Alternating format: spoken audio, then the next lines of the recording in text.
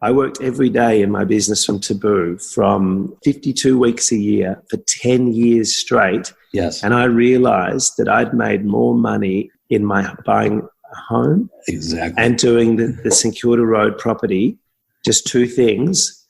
And I borrowed 100% of the funds and I enjoyed having them on the books than I did working all of those days, 3,900 days of working. And I made more money just doing property deals.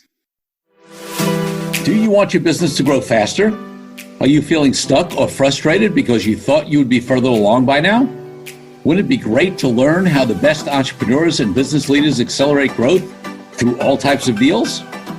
This is a weekly podcast featuring conversations with business owners, executives, and leaders as we reveal the behind-the-scenes details that give you, our listeners, the confidence to pursue your own deal-driven growth. Here's your seat at the table, your key to get behind the closed doors so you can get into action, learn best practices, and avoid mistakes. My name is Corey Kupfer, and I've been supporting deal-driven growth for businesses for 35 years as a successful entrepreneur, professional negotiator, and attorney. My goal is to help you strategize, plan for, find, and complete deals that will help your company grow faster. On the show, we discuss a huge variety of deals, everything from large, complex mergers and acquisitions to smaller deals that you can do even without significant capital. Welcome to the Deal Quest podcast. Let's get started. So my guest is Andrew Mackinnon. The tale of Taboo began when a 19-year-old ambitious Melbourneite heard the sound of London calling. Answering the call, Andrew relocated to colder climate and began working as a street hustling salesman. He later returned to Australia to provide something different by encouraging brands to show their audience what they do rather than tell them. He's got a long bio that's going to be on the show notes because there's so much that he's accomplished. But let me just lay it out here quickly, and I encourage you to really read the full thing because, boy, he's gone on to build a top agency. His brothers come on and, they have a business partnership there. So that's a deal. He's bought real estate in a couple of different situations. He has some other outside businesses that took some deals in negotiation.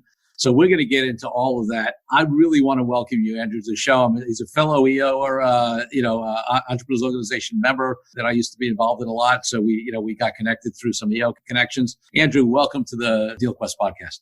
Corey, it is awesome to be here. I'm so excited. Right now, my office would normally be bustling with lots and lots of people.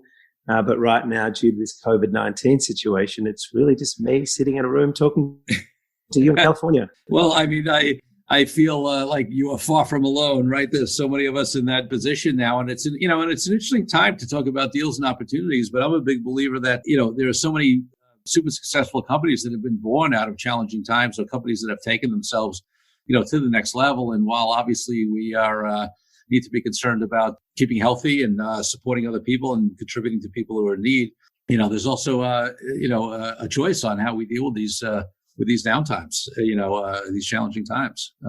Corey, I couldn't agree more. And the last 2 weeks has been scary. Like from a business point of view, it's been terrifying. And just like dealing with the blows as they come one by one by one. But then it sort of gets to a point where I sort of start to pop my head up. I go, okay, what's the situation here? What's the landscape? And where's the opportunity here? And I reckon there's two opportunities. And one is an immediate opportunity with, the situation that we have around the world. And that is that everyone has new needs. We're looking for business and brands that take some leadership. We're looking for some entertainment and some humor. And we've got new sort of practical needs around how we're living our life.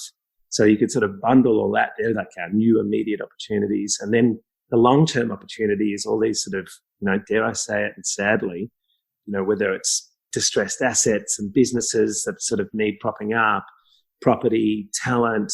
So that sort of comes off on the back end. And I've got one experience I'll share with you about that maybe later. Okay, great. Absolutely. And I totally agree with you. So before we go further down that road, I just want to take you back a little bit and give people a little insight into your. So when you were a kid growing up, maybe 8, 10, 12 years old, right? What did you want to be? Because my guess is, basically being a serial entrepreneur with all these successful businesses, doing all these deals and owning property may have been it, but maybe not. So what did you want to be when you were young? Do you know, I'm going to tell you something interesting. I mean, I didn't know what I wanted to be. I wanted to be a tennis player. And I had two coaches and I would go and play pennant and tournaments. I was a good tennis player back then. So it was like I was a little sporty kid, but in the classroom, I loved creative subjects. I was not that good at writing and reading. So I was a slow starter in that regard. Yeah. You know, it really was, school was like the academic component of school was kind of like a pill that I had to swallow. So it was, I just had to keep swallowing and chewing. I love it. And also, last question, looking back to earlier days, or maybe not so early days. What was your first real business, however you define that? Oh, my first real business. Well, as per the bio, I took a trip over to London. I'd done a year and a half of studying marketing at university, which I just got into on the skin of my teeth. Halfway through the degree, I go to London. I can't get a job in any of the banks. For some reason, I thought that I was meant to be in finance because the people I was hanging around with were all in finance. I get a job selling these hair salon, day spa, and gymnasium coupons on the street. And I become, a hustler. And it was a slow start. I wasn't good at it at the beginning. And I realized if I could get someone to like me within the first, 2 minutes of meeting them and stopping them on the street, I could actually get a sale done. And so for the 12 months that I was in London there, I was meant to be traveling around. I didn't travel around at all. I stayed in London. I wasn't excited about coming home, but when I got back, I was like, hey, maybe I should start this business. So at the age of 20, Taboo was born. And I went off with my mate who worked with me in London. Her name was Sess Landy. And I said, do you want to sign the paperwork here? And, for 50% of the business. She said, no, you sign this one. I was like, okay. Well, I'm going at it alone. So I had no idea what I was doing. And on the 1st of December in the year 2000, I was on the streets of Chapel Street, which is one of our fashion strips, with a bunch of people. They were all on commission, and I was too afraid to stop anyone. For the first 6 hours, I just stared at people walking past. And I eventually plucked up my courage, and we started to make sales. And that's how Taboo started. And Taboo is actually 19 years later, that's still my baby. Wow. And, it's, just give people an idea of how much it's grown and it's an award-winning agency. I mean, you built a significant business here. Yeah. Well, thank you. Thank you, Corey. The thing that we did differently back then, and again, it wasn't my model. I stole the model, but what it was about was getting people to go in and experience a particular product or service, whereby that product or service was so good that it would try to promote word of mouth and repeat visitation by that person. So we started to evolve into street marketing. It was in an era when traditional advertising was so expensive. Everyone was, in print, they were on billboards, television, and there was no gap between that level and that expense and something more practical. And if you ask most small businesses, media, right? There was no social media. Yeah. There was digital. The internet had only just had just come out. And if you ask small businesses, how do you win customers? They would all say the same thing: word of mouth. Yeah. So I used to say, okay, if I can get 1,000 customers into your business, it's not going to cost you anything other than you've got to show them what you do for free. Do you reckon you can get them to come back? And they would say yes. So we sort of went into guerrilla marketing very quickly. That was where we were labeled, one of Australia's first guerrilla marketing agencies. We had a bunch of young, cool boys and girls across Melbourne and Sydney, and occasionally we'd be up in Queensland, and we were approached by a whole lot of record labels, movie film houses. We were launching albums, DVDs, MP3 players. Virgin would approached us to launch their new credit card. And so the clients just started to step up, and people started to like this attitude, which was just, okay, we've got to come at this differently. We've got to try and get them to experience something, and we've got to try and get them to talk. And so if we fast forward into today, our principles are very, very similar. What I guess I could stop, just put a little hold on that and go back to the start of time. I've got a brother called James. I've actually got 3 brothers. But I'm the oldest of 4 boys. My brother next down, James, who's just a tiny bit younger than me, he didn't go on starting his own business. He went and worked for the big agencies. George Patterson Bates, Clemenger, who are all part of international, conglomerates. And then he moved to New York and worked with Strawberry Frog as the strategy director. We had this dream that maybe we could start the business together, where he would sort of come from this global big agency top-down approach, and I was sort of this glass levels, started at the streets, working my way up. And he came over, and 6 years ago we joined forces. And that was really where a lot of magic took place, because, he didn't know anything about having a business, and I didn't know anything about what marketing at the top end of town was like. And so we called this like the East meets West philosophy. And that blew up into a sort of, we went on this mission of hiring the best possible people from the biggest agencies and mixing it all together into this new belief, or with these new beliefs. And the two core beliefs are what a brand does is more important than what a brand says. So more about getting businesses and brands to take action and do something that's interesting. And people are a brand's most powerful medium.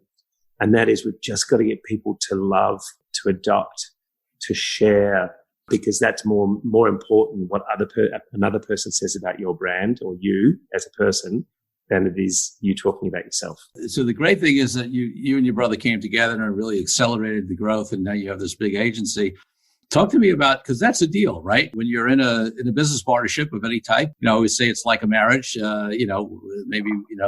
without the only element that's probably not there is the sex, right? Because, right. Otherwise you're dealing with finances, you're dealing with being together, you're dealing with, like all this stuff, right? Exactly.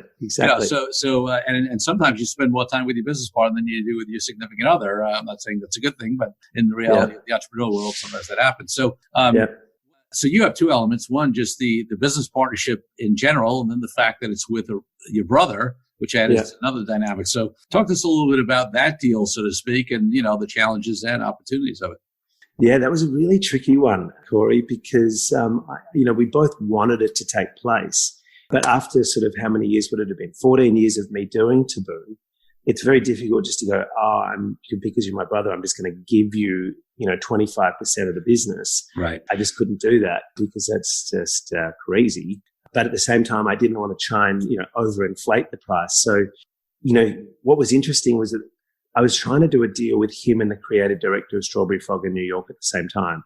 So James said this guy called Ant was going to come out to Australia. Together, those two guys who were working together in previous agencies were a real force. James had to resign first from his time. Okay, so hang on. Let me go back to the deal. We engaged a third party, which was an independent person that we both respected, and we put a valuation on the business, which had been inflated due to the previous year of sales, because the previous year of sales was a record breaker for Taboo. And it was based on one client spending a lot of money with us. So that pitched up the valuation of Taboo, and that made everyone really excited, or those guys really excited about coming on board and making money. Now with James, because he was my brother, I said, here's the valuation. By all means, get another person to validate that price, which he did, and which Ant did as well. And what I said to James behind the scenes, I said, James, okay, now you don't have to pay me yet. You can pay me out of future profits, because I understand that this is, hundreds of thousands of dollars. Ant, the other guy, he's going to have to pay straight away. So for 3 years, we finessed this conversation now down into the day of signing. By this stage, James had flown over. He was working in the business, negotiating things like salaries and bonuses, and the share price was all difficult. But on the day of Ant White signing, I can be honest and say that the business, probably due to my distractions, the business had lost its profitability. So the valuation in his eyes was all sort of a bit grey.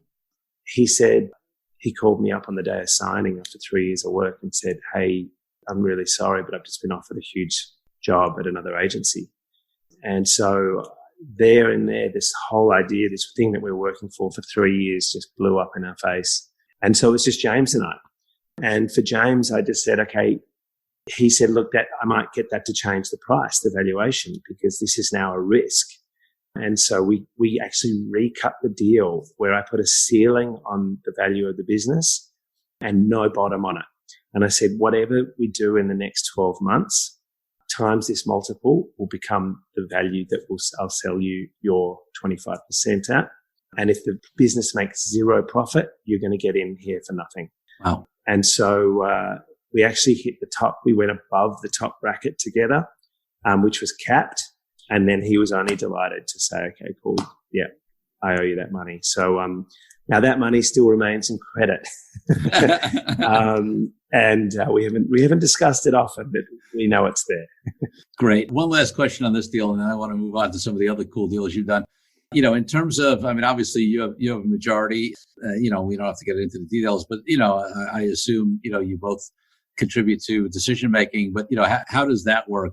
Because that's often a challenge, right, with business partners in terms of people having different views or that kind of stuff. How do you guys deal with the day-to-day? Yeah, absolutely. It's really interesting. I have always been the majority in this business, and I don't rule with an iron fist like that. I pretty much, I don't want to go ahead and make a call against the support of my team and my partnership. I've always been I'd rather sit in the boardroom and thrash it out. And I will quite happily, and I've done this for years, I'll pick my battles. I'll say, okay, this isn't this is my stance. I'm going to put this forward, but I can see you're more passionate about this particular situation than I am. Mm. And I've also had more years in business. So I'm just going to go, look, you know what? You have this one and let's just see how it goes. Because we've both come from different parts of town, he's got more experience in some areas and I've got more experience in other areas. And so my picking of the battle is just pretty much a gut feeling, a bit of navigation at the 11th hour and go, no, okay, fine. I'm not going to attach myself to always being right. And that's one thing that's helped this partnership very much in the last 5 years is me letting go of thinking that I know everything and entrusting that my brother and then some of our amazing employees that we've managed to bring on is letting them have a go at making a decision and then backing them in. And then if it doesn't work, I say, okay, look, that's fine, but we learn from it, right? And they go, yeah, we learned from that. Let's try it this way next time. Yeah, cool. So we learn so much from trial and error. Failure is a huge part of how this business has grown. Love it. Love it. Let's take a break from the show for a minute so I can invite you to join our DealQuest Dealmakers community and our upcoming Zoom event, Conversation, Connection, and Cocktails. We're doing this every Thursday at 6 p.m. Eastern Time, and you can sign up at CoreyKupfer.com/CCC event. That's CoreyKupfer.com/CCC event. You'll have a chance to engage with other business owners, leaders, and executives to hear more from them about their greatest challenges and most effective strategies for growth in these challenging times. Now back to the show. All right, so let's switch gears a little bit because I know you've done at least a couple of really interesting real estate transactions along your journey. So let's, tell me the stories of some of the interesting ones in that realm. Yeah, cool. So I started Taboo at 19 or 20. For the first 10 years, I'd failed on a whole lot of smaller businesses. There wasn't a lot of savings going on, I have to be honest. By the age of 27, when the GFC came about, I had no money in the bank. And I heard of a really impressive property tycoon who was pulling together a group of investors, a group of people to buy a medium-rise building on one of our biggest commercial strips here called St Kilda Road. This was the state's police headquarters. It's a 21-story building. And we could see that the building had been valued previously at $66 million before going to the GFC.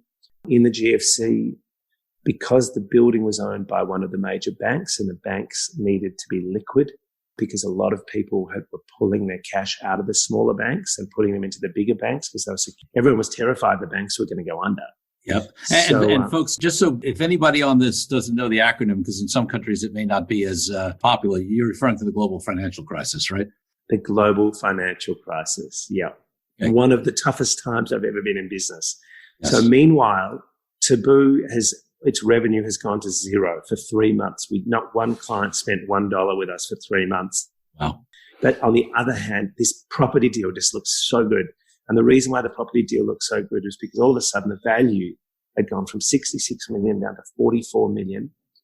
And the tenants were government tenants. It was the police headquarters, and they were paying $5 million in rent. So if you do the maths on that, it's returning something like 14%. And they were stable clients. They're not going to go bankrupt. They're always going to pay. And this building is in a great spot on the main drag going into the city. And so in support of Ian Robertson, who is the property tycoon, we all had to go off and find ourselves, 7 figures each. I'd never done this before and I had no security. So I went to the bank and I said, hey, can I borrow $1 million? And they were like, yeah, sure. And I was like, great, this is amazing. And I started filling out all the forms and finally they said, okay, what security have you got? And I was like, oh, what do you mean? Security?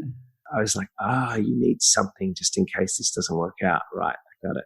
And so I called Mum and I said, Mum, I need to mortgage your house. And Mum, being Mum, who's just awesome, she's like, right, okay, darling. All right, sounds good. Before we knew it, Mum and she was backing me in to buy a piece of this medium-rise building, and they didn't settle on the day. I missed settlement. I prolonged the settlement by a few days. Finally, the money came through and we got it across the board. Each month, I was able to give Mum a bunch of cash from the rental money coming in, which was up at that 14% return. And within 4 years, we sold it for what it was previously valued at, which is about $68 million. Wow. So I was able to give Mum and say thank you for the work. It's really interesting because, that decision, it reminds me, I had the pleasure of spending some time with Damon John. He told me the story personally, but he also has told it on Shark Tank where, and in fact, I think, a few months ago, I was watching an episode of Shark Tank here in the US and somebody had, talked about, getting money from their parents, and one of the sharks had criticized them. And Damon said, hey, I mortgaged my mother's house to start FUBU, right? Yeah. It's always interesting, the people who are willing to do that and risk challenges with, and also, listen, frankly, you had a great mother, right? Who was willing to back you in that way. And it sort of takes a level of risk taking and confidence that, many of us entrepreneurs have, but many people don't. Oh, that could have gone so badly. I mean, I could have had her home taken away from her. But, that's what we do. We take risks. And a like-minded entrepreneur in terms of my mother, she took a risk as well. She backed us in and backed in the project. And I put all the facts on the table and she was able to share in the upside, which I was so proud, at the end to go, here's a check. That's Thanks. Great. Thanks for backing in your son. And that was the first break, that really helped. And do I remember right from some of our, pre-call conversations that you also bought the building that you guys are now in? Yeah, this is this building here. I just love property. I absolutely love it. And if I was to fast forward my life, I reckon I'm going to be in property. I like creating spaces and I like owning things, and bricks are good to own. So this property here, I was looking at renting a property for Taboo, for the new headquarters of Taboo. Because we're sick of the old one. We've been there for 10 years. I phoned sort of a similar situation. I was on the phone. I was about to sign a lease for 5 years and the lease terms are terrible. They said, in 5 years' time, we're going to kick you out and all your fit out's going to be sort of, it's yours. It's a scrap heap. The building's going to be demolished and we're going to put up something on top of the building. And I was like, that's just not good investing. How's that good investing? So I sort of said to my dad, hey, I got $500,000 in cash. Do you want to put $500,000 in and we can go and buy a $5 million building? Now at that stage, I didn't know what the loan to value ratio was or how much cash I needed to put in to get something. I was probably likening it to a home loan. Right. Dad's like, okay, cool. All right, let's do this. Let's do a deal together. So we found a property which was way more. Do you want numbers? Sure. Numbers? If you want to share them, sure. Sure. So all of a sudden, we go to bid at an auction because this area is hot property, okay? It's hot property because it's the intersection of where all the high rises, it's an industrial area, so huge footprint blocks on the side of the city. And if you draw a straight line across the other side, it's all turning into high rise. So it's like everything's pointing to this pocket becoming the next high rise zone.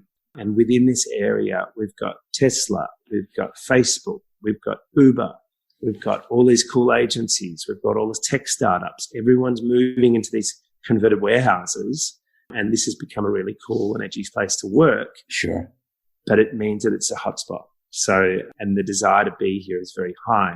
So anyway, with our very undercooked deposit, this property came up. We went to bid, we missed an auction, we got tapped on the shoulder, said, how about coming and buying, they're looking at this one. And this was an old mechanic shed. It was terrible. When I say terrible, run down, dilapidated, pictures of naked women up on the walls. There was crap everywhere. And the guy, he illegally lived up here. And he said, hey, I want $7.5 million for this.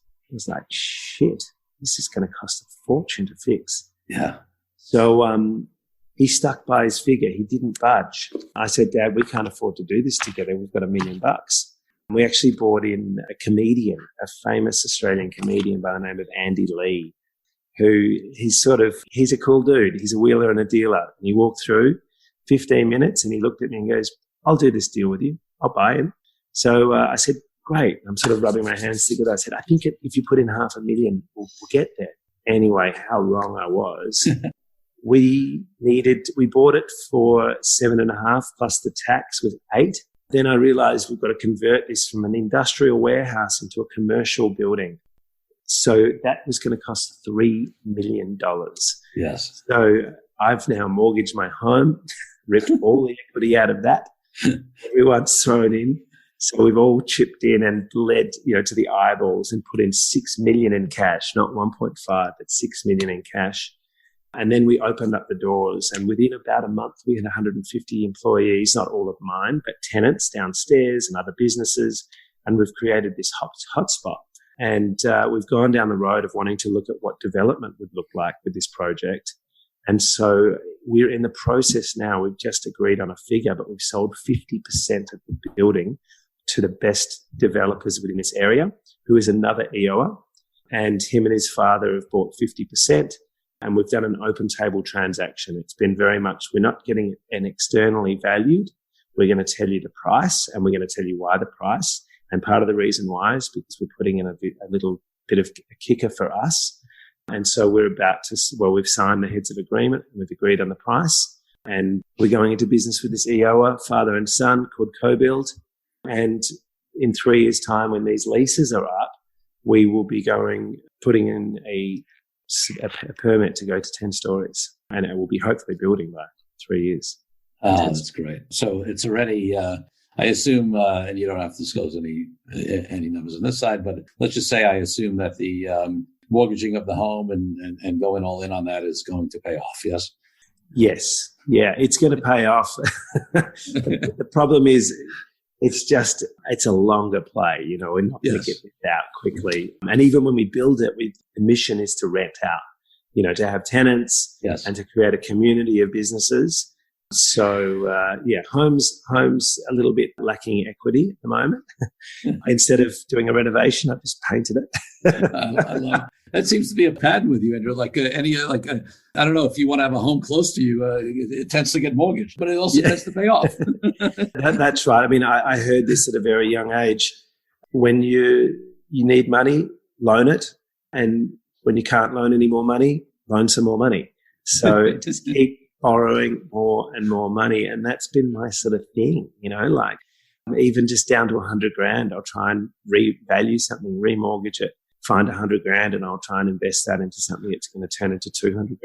Well, and that's so interesting because there is this split, right, between people who believe in leverage and people who, are really anti, being that leveraged, certainly in the real estate community and in the business community as well. So, it's I can say.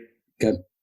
No, sorry. I was just going to say I worked every day in my business from Taboo from 52 weeks a year for 10 years straight. Yes. And I realized that I'd made more money in my buying a home and doing the St Kilda Road property, just two things.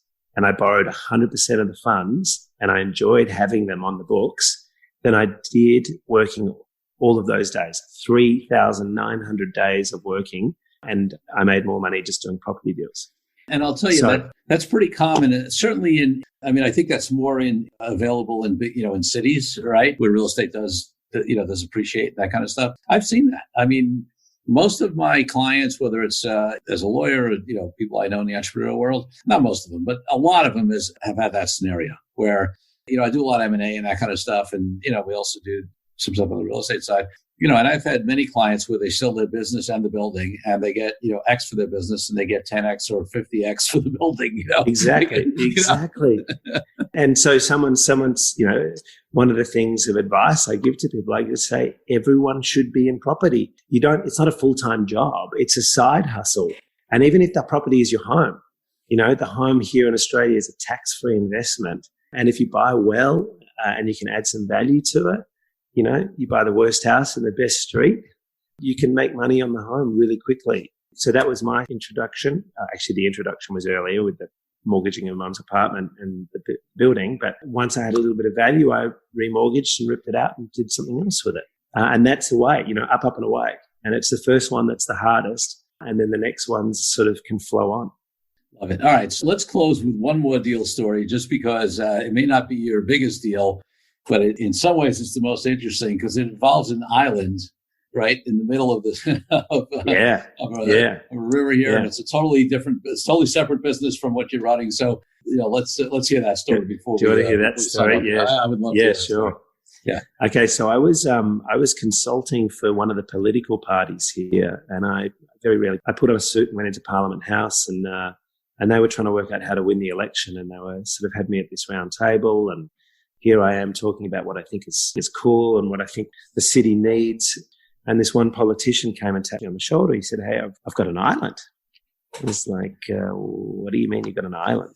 And he said, "I've got an island in Melbourne. Could you come and have a look? I could get a liquor license for it and it could be yours. I'm looking to rent it out." And I said, "Mate, I don't know if you know what I do, but I don't do hospitality. That's not what I'm good at, but thank you." And he just came up to me again later that day. He said, "Would you just mind coming and having a look?" So sure enough, I went down there and one morning, I remember going down there and I didn't realize it, but I had toothpaste all down the side of my cheek. I forgot to look in the mirror before I walked out the door, and I sort of walked around his island looking very, trying to be very cool about things, not realizing there was toothpaste all down my cheek. But it, sure enough, was this amazing little spot under the bridge, like the main bridge, in an area that's not that cool, wasn't that cool 10 years ago, but surrounded by water, concrete base, 150 meters on footprint. And I said, "So what do you want to do with this?" And he said, "I want to rent it out because I'm going to become a politician. I can't have a business where I've got a liquor license." He didn't actually have the liquor license at the time. So I said, "Can I bring some people down?" So I quickly called up my friend Jerome Barazio, who's a hospitality guru. He's really great at popping up bars very quickly and very cheaply and making them really cool in that sort of a laneway Melbourne style because he created that sort of that movement. And then my other best friend, Grant Smiley, who was a DJ at the time, and now he's a hospitality guru. I pulled the guys together, said, "Quick, come down and check this place out." We walked around it and they're like, "Wow, this is interesting." So I said, "You know what? I've been in business 10 years. This is a present to myself. How much do you want for the lease?" And he said, I'll take 80,000 a year. And he was quite interesting because he said to us blatantly, looked us in the eye and said, "I paid 5,000 a year for this and I'm going to charge you 80,000. And I was like, "Right, that's nice. You're telling us how you're fucking us," basically. Just openly. It's like, "I'm going to make $75,000 off you." And he's a very bizarre, peculiar businessman, this politician. He just used to tell us how he was making money out of us the whole time. So we did this deal, 6 months. I put some money that I had saved up to buy, the first home into this fit out. We built this pop-up bar, got a liquor license in the name of the politician. And on the day we went to open it, liquor licensing came down and said, "You don't have a liquor license." And because we'd done the deal to rent it for 6 months at $80,000 per year. So, $40,000, but we'd spent $50,000 on building the bar. And we went to open the bar and sure enough, we didn't have a liquor license. So I was like, "Oh my God, I've just torn up all this money. This is a complete failure." We can't get the liquor license out of the politician's name and into our name. That can take years. So the politician, being a politician, was able to, he said to us, okay, I tell you what, take the venue for a year and a half, keep the rent going the same. You guys open as a cafe, we're going to do a deal here. And so I was like, oh, right, this is shit. So I extended the lease. We said, agreed to the new policy. Within a week, he got this liquor license. And I was like, shit, that just went very smoothly. And I went down there. We cracked 3 beers down, the 3 owners. It was a beautiful sunny Friday afternoon, the sun was setting, and people just started to gravitate. They watched us drinking the beers down on the end of this little island in the city, and people started to come down the stairs. And I watched, I went over to the bar and I watched people pulling out $50 notes and paying for, 3 or 4 beers with a $50 note. And I thought, this is a brilliant business. And by the end of the night, more and more money just kept coming in and in and in. And we had 3 great articles written up. And within the Friday, a week later, there was a queue going 100 meters down the road to try and get into a bar on the island. Wow. And the thing just worked. It worked like crazy.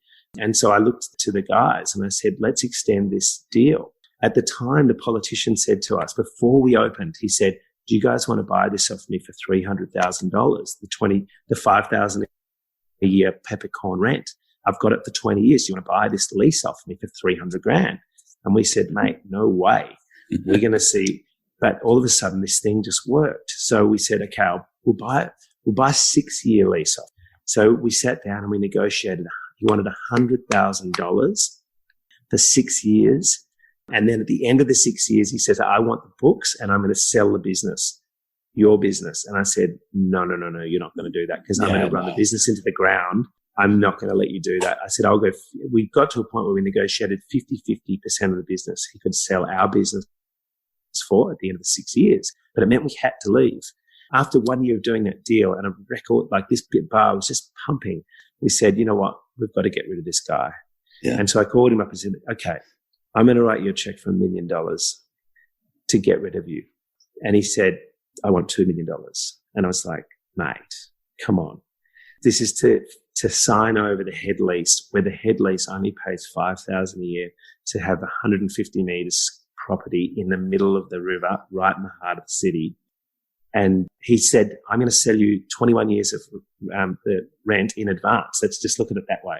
And so we said we had to do the negotiation of, the total fear of loss. We're going to walk, or this is not worth anything without us. And we had that tussle off, knowing that I said, I've got a check here with 7 figures on it, and I know you want it. But if it's too high, it's not going to happen. I'm just going to put this money into something else.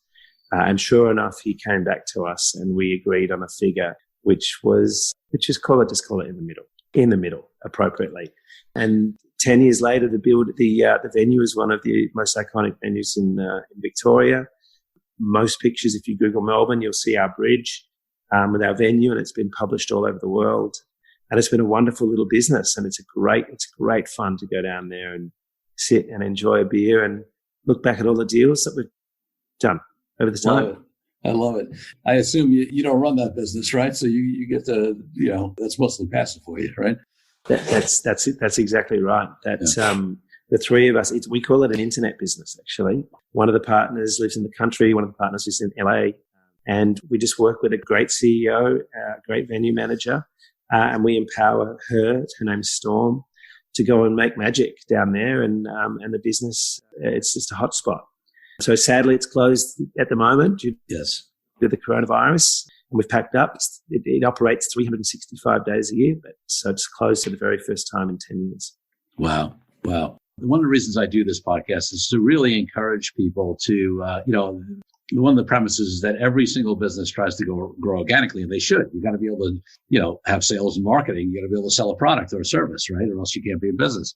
But there are only a small percentage of them comparatively that grow inorganically through deal-driven growth.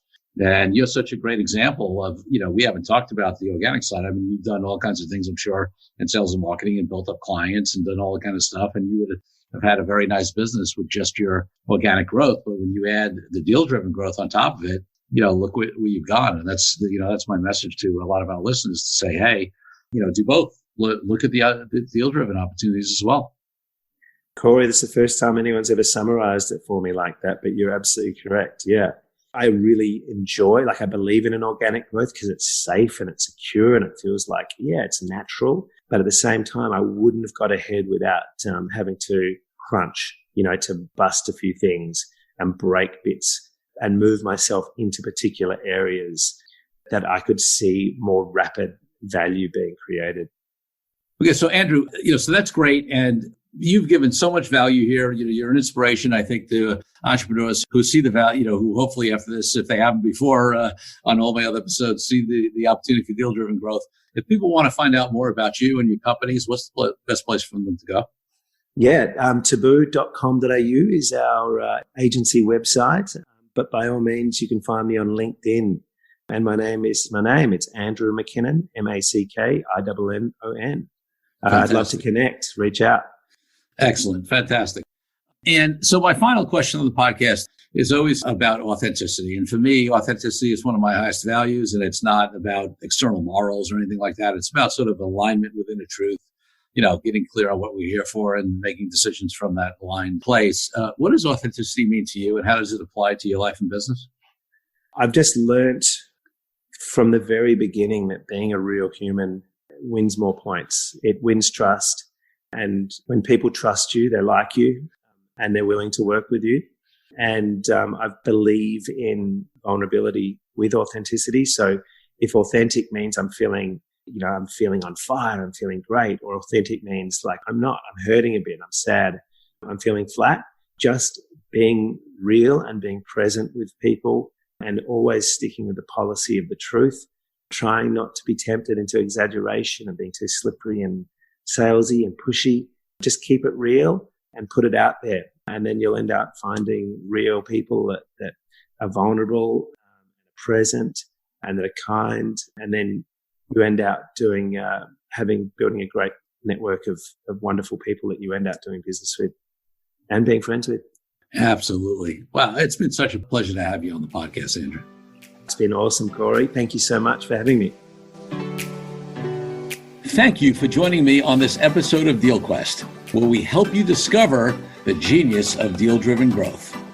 You can be a friend of the show by leaving a review on the Good Pods app, podchaser.com, or any major podcast player. Each review helps the show reach more listeners.